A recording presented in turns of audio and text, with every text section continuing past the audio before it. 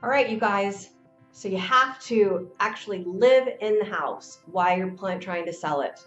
Can be kind of a big deal, kind of a pain in the fanny, kind of a thing. And so today we want to bring to you 10 tips to living in your home while you are trying to sell it. If you hang on to the end, I'm going to even give you a bonus tip.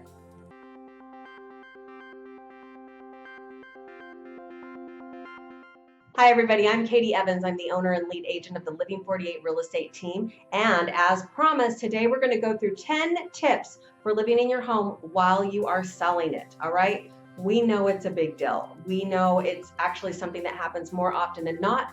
And so we're going to try and give you some ideas that are going to make it a little bit easier and help you get top dollar even when you're living in that house. All right. Number one, I want you to get packing before you ever even put your house on the market. If you're going to sell in the wintertime, then pack up all the summer clothes and put them away. If you're going to be selling in the summertime, then let's pack up all the winter things and put them away. It's going to do a couple of great things for you. It's going to clean out some closet space, which is going to make your closets look bigger and more appealing to the buyer. And you know what? You're going to be moving it anyway, so let's just go ahead and get a jump start on it right from the get-go. All right, number two. Toss or donate what you don't need. So while you're going ahead and packing up before you go to the market, go ahead and take this opportunity to declutter and get rid of stuff that you've just not taken the time to go through in a long time. If you're hiring packers and movers, it's going to take and cost you more to have them manage that for you. So you don't want to just move stuff that you're going to have to go through and throw away there, and you would have to pay somebody for the privilege of moving it. All right, so take a little bit of time, bless somebody else's life, and let's go ahead and toss or donate any of the things that you have not been using or you're not going to need in your new home and in your new life. Go ahead and take care of that just before it ever even happens. All right, number three, I want you to find a spot for safekeeping all of your valuables. Now, I personally have a couple of rules when I list houses, and number one is that there's no firearms in the home. I want them out. Go take them to your friends, your family, your neighbors, somebody else. But while we're selling your house, we don't want that liability of having firearms in the home. Second thing is, I want you to make sure that all of your valuables are put away. If you're used to just leaving your wallet over here in this little tray, or your wedding ring over here in this little tray, and you just happen to forget it, or you have rings or earrings or other valuables that you don't utilize every day that just sort of sit out, we need to make sure that those are put away. We as agents do the very best that we can to make sure that everything is secure while we're taking buyers through a house. But you know what? I have two eyes, and sometimes I have more than two people, and more than that, they might be a little quicker than I am. All right, so let's find a secure place to put all of your valuables while we are showing the house. Okay, number four. This one is ginormously huge to me, all right? And if you're living in the house, I get it. This is probably the hardest thing. And if you have kids, we'll just 10x that, all right? And that is that we've got to keep the house clean while you're living in it and while we're showing it. All right, so I get it. We put all this time in, we get the house all ready, we stage it, we deep clean it, and we get these beautiful professional photos taken. And then everybody, that's what they're going to expect to see when they come to your house. And of course, you guys are living in it and you've got kids. Oh my gosh, it's just such a headache. So as a listing agent, what I typically do is I go through and I make all the kids pinky swear with me. Sometimes I even have to make the adults pinky swear with me. But this is sort of the list that I give the kids that they have to do every day before they get on the school bus or before they leave the house. Number one, you have to make your bed. Okay, have to make your bed. Don't make mom go back and do it. You have to do it. Number two, you have to pick up all your clothes from the floor. You don't want any panties on the floor. Okay, all that has to get put away. No clothes on the floor. Put your toys away. All right, we want your room to look really, really pretty cute and clean. So put your toys away. Then you're going to go over to the bathroom. And in the bathroom, we're going to wipe out and clean the sink and make sure there's no toothpaste. No toothpaste and no toothpaste spits left in the sink. Okay. Then the next thing we're going to do is we're going to wipe down the countertop real quick too, because we want to make sure that's all nice and clean. Nothing on the countertop. And then the last thing we're going to do is we're going to wipe down and make sure there's no water spots on the mirror. So that is what I make those kids pinky swear to when we're selling the house and they're still living in it. And I got to tell you, truthfully, there's a lot of adults that I have to pinky swear to that same thing. Now, there's a lot that you can do. You can have like a daily chore chart for your kids. Make sure that everybody's got their little assignments. You take out the trash, you do this, you do that. And that way we keep the clutter cleaned up. We keep it easier and ready to go for showings, all right? Number 5, you're living in the house. It's your floors. You're allowed to do this. In fact, I encourage it. Provide some booties. Put those by the front door. It's very polite and it's totally fine. So put those booties by the front door. We'll make a little sign that says, please put these on as you go through our home, yada, yada, yada, and go ahead and do that. That's perfectly fine. I would put a trash can or a different basket right there with them so that they have somewhere to dispose of them as well. But yeah, booties are fine.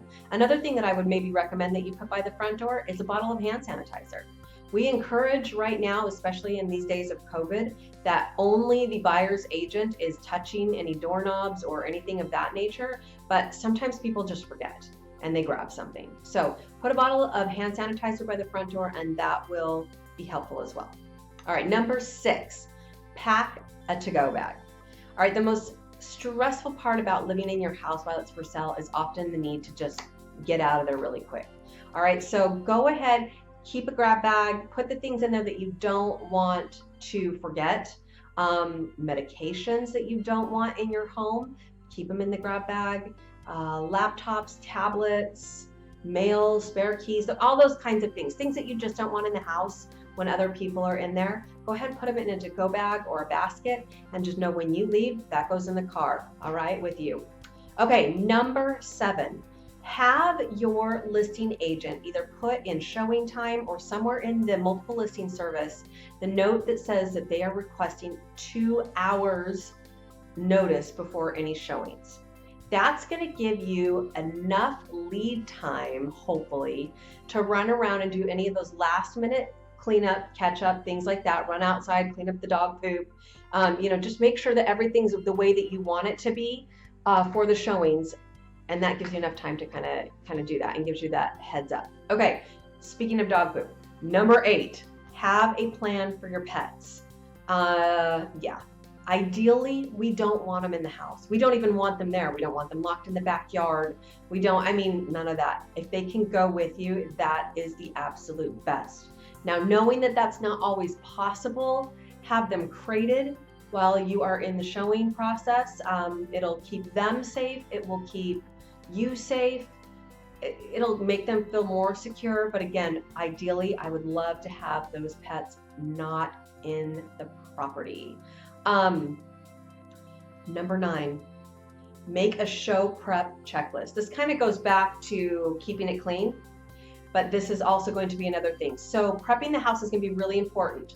If you live with all the drapes closed all the time, then all the lights off, and while you leave during the day, you turn the temperature way up, all those kinds of things, we need to change that up for just this little while we are selling your house and you're living in it, okay? We want you to go around every light on the house, all the curtains, all the blinds wide open so that the house is nice and bright and airy. And for crying out loud, please make it comfortable inside your house for people to be there. So set the temperature at something comfortable. Again, this is going to be a short-term thing. I know that you live your lifestyle differently than that, but let's go ahead and make sure that we've done everything to make your house show its best so that it sells quickly, top dollar, you move on, and you get back to living your life the way you want to live it. Okay, number 10. Listen for feedback. Your agent is going to have great feedback for you. And if you have a good agent, they have a system and a plan for gathering feedback from those people and agents that come through your home, and they will get that feedback to you. All right? So whatever feedback, don't immediately say, oh, that's not true. That's not right. We don't feel that way. That doesn't matter. Okay? That really, really doesn't matter. And if we get the same comments over and over and over again, if there's something that we can do to address that, then we are going to want to take a couple minutes, maybe a few dollars, and address that. Now, if the feedback keeps coming back, now they back up to a major street, there's nothing we can do about that. should have looked at Google Maps before you came to look at our house. That's all I'm going to say about that. But listen to the feedback, because sometimes it's just one small little thing that we can do that's going to make all the difference in the world. Okay, you guys, so proud of you. You hung out to the end of this video. Thank you for doing that. Now, here is my bonus tip for you, okay? Bonus tip.